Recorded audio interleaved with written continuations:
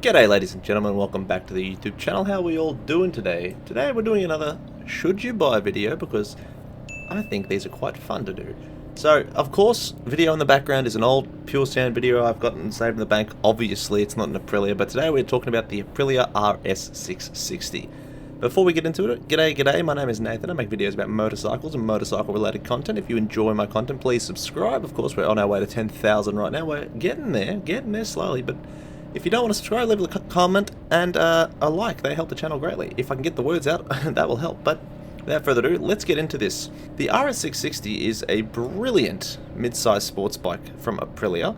It makes 105 horsepower or 77.2 kilowatts out of its 659cc parallel twin, and it makes this power at 10,400 RPM. It used to be 100 horsepower from what I know, so it's actually gone up over time, surprisingly.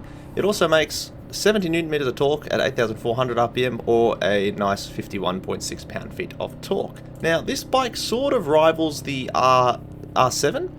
Now, the R7's got a bigger engine, but it makes significantly less horsepower. The difference being the R7 makes more torque, and it uses the torque better in the gearing than the RS660. So, in most scenarios of legal speed, the R7 is actually faster at accelerating, depending, like even in the gears, whereas the RS660 has a much higher top speed. Visually, I think they're both gorgeous bikes, but I do love an RS660.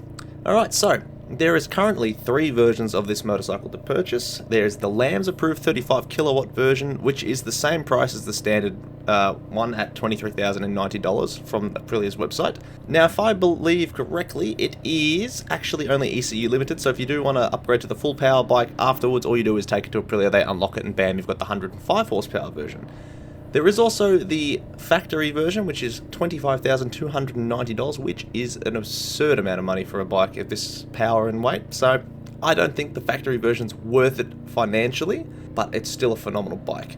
The standard bike uses a KYB suspension, and the factory has a fully adjustable Öhlins suspension and a special fancy factory graphics red and black package, and I think that's really the only differences currently. So the RS660 comes with a twin spar aluminium frame, which is very nice. It's got 41mm front forks with 120mm of travel, and the rear comes with a monoshock, which we all know and love for sports bikes, with a rebound and preload adjustment, and it has 130mm of travel.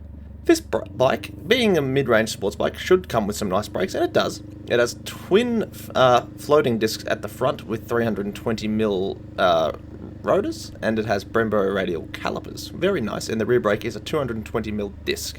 Now, hopefully on these newer versions of the bike, they fixed the issue that the old brake had at the rear, which was a nice squeaky boy. If you've watched any videos of the old school RS660s, the rear brake, man, it was like my front brake used to be, and still is under hard braking. It was very, very musical. I think it's gotten better, but I'm not sure. I haven't seen one of the new ones in person yet, but they're not that different than the old ones. This bike is 183 kilograms wet, very nice, not too heavy, not too light. It's a good little throw around weight. It's got a 5-inch TFT. It's got backlit switch cubes, which very nice if you like going for those late night twisty rides, although you tend to learn your switches anyway. It's got plenty of rider aids like your ABS, your launch control, your wheelie control, and 6-axis, all that garbage. This bike does come with a quick shifter, which should be standard on all sports bikes at this day in age of that caliber and price. If you're paying over 20 grand for your first bike, or just you want an upgrade to it, it should bloody well come with a quick shifter. Funnily, this bike has some braided brake lines, which is a phenomenal thing to be including on bikes, because I don't even think the CVO 1000 has braided brake lines, even on the Triple R, which is strange. This bike has 5 riding modes. Now, I think it's got like a wet mode, a standard mode, a sports mode, and 2 user modes. I think, I could be wrong. It's also got cruise control, which, dude, for a sports bike, in this day and age, cruise control, fantastic stuff. Launch control, I did mention before, so if you do like having those fun little launches, man, I'm telling you, the RS660 is going to be one of those bikes that you can have a lot of fun with. Alright, now this bike does also come in 2 colors for this year. Technically 3, we'll get into that. So you've got a blue marlin color. It's an interesting blue. I kind of like it. It's got a little bit of red accents on it. I don't really like the red on the tank personally, but hey, it's a nice looking color. And of course, you got the other one, which is the Venom yellow. I would hardly call this a yellow. It's a black bike with some yellow accents. I don't think it looks bad by any means, but calling it yellow seems a bit of a stretch. Now, the factory mode option also has its own, what's called Dark Banshee. It's a black color with a lot of red accents. I think it looks quite nice, but I'm not paying an extra few $1,000s just for a color package. Personally, I prefer some of the older model colors, like the Acid Gold I think was a really nice touch they used to have. And of course the standard Lava Red. The Lava Red will always be my favorite Aprilia color, especially when it's on the RSV4s. Oh, it's delicious. Look, it's a snazzy little motorcycle. It's got plenty of go. It's not the fastest motorbike out there, which is fine. You don't need to buy the 200 horsepower machine of tomorrow. This is the kind of bike that suits street riding very well. It's got a very nice, it's got a cross-plane sounding, I think it's a 270-degree crank inline 2, so it's got a lovely exhaust note. It's basically just half of the V4 when it comes to its size and what it has. It's very well made. It's got a very nice noise. It's got a very nice power delivery. Like I said, it's not as torquey as the R7. This one revs out a little bit more. So this is more in line with your standard sports bike feel. Obviously, being a twin, it still doesn't rev as high as an inline 4. There's no issue though. It's still going to be one of those bikes you can easily enjoy in twisties. In fact, it's a very popular track bike as well. Look, there's a few ups and downs to it. We've gone over a lot of ups, but the downside realistically is the fact that it is just purely too expensive for what the bike is. Personally, I think if this bike was down at like the $16,000, $17,000 mark, it'd be a lot better, but 22, 23 grand, it's a little bit up there in price. But of course, it's Italian, so with Italian, you're going to have Italian things like the Italian price. The reliability, I don't know much about, but I know some of the older ones have a bit of questionable quirks, but the newer ones not so much, but I have an own one. Though, if you do buy a first gen one, you do have to be a little bit wary of that rear brake squeak. It does still work, it doesn't stop it from working, but I do know of a bloke who used to own one, and he parked it up all fine, and the fuel hose detached and then set fire to the bike, so... Be a little wary. There is, with those older gen ones, they are still Italian and have all those Italian charms. It's not known for, you know, the best of things, but if you want to get home on a reliable bike, you buy a Japanese one. If you want to get home 100% of the time, you don't buy Italian. That's what the saying always goes, isn't it?